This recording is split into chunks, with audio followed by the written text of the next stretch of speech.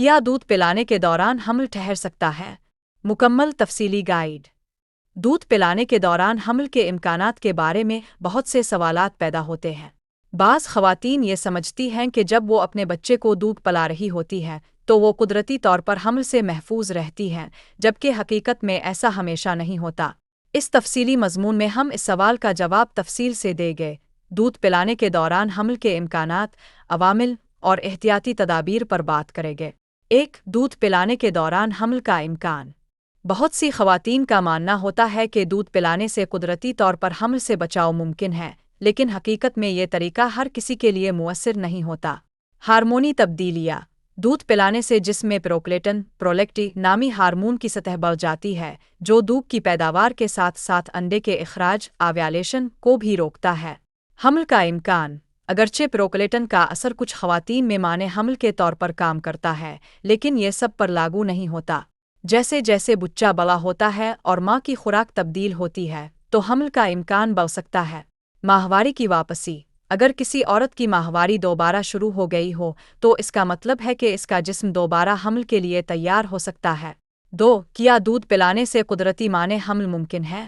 بعض خواتین کے لیے دودھ پلانا قدرتی مانع حمل کے طور پر کام کر سکتا ہے، لیکن یہ صرف کچھ خاص شرائط میں مؤثر ہوتا ہے۔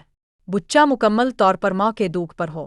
اگر بچہ صرف ماں کا دودھ پی رہا ہو، کوئی اضافی خوراک نہ لی جا رہی ہو، اور دن رات دودھ پینے کا عمل جاری ہو، ماں کی ماہواری نہ آئی ہو۔ اگر ماہواری شروع ہو گئی ہے تو اس کا مطلب ہے کہ حمل کا امکان بڑھ گیا ہے۔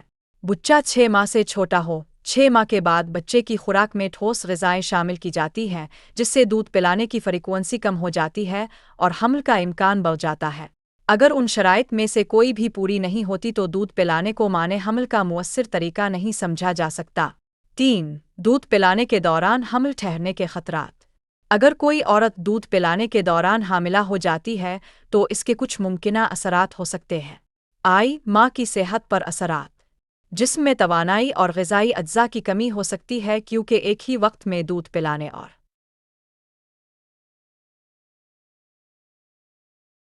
5. دودھ پلانے کے دوران حمل کی علامات۔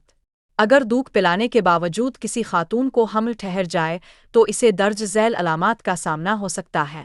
دودھ کی مقدار میں کمی، دودھ کے ذائقے میں تبدیلی، ماہواری کا نہ آنا اگر پہلے آ چکی تھی، متلی اور تھکن، سینے میں جلن اور پیٹ میں ہلکا درد، موڈ میں تبدیلیاں اور ہارمونی عدم توازن۔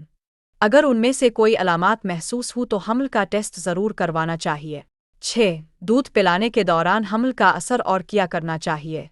اگر کوئی عورت دودھ پلانے کے دوران حاملہ ہو جاتی ہے تو اسے کچھ ضروری اقدامات کرنے چاہیے۔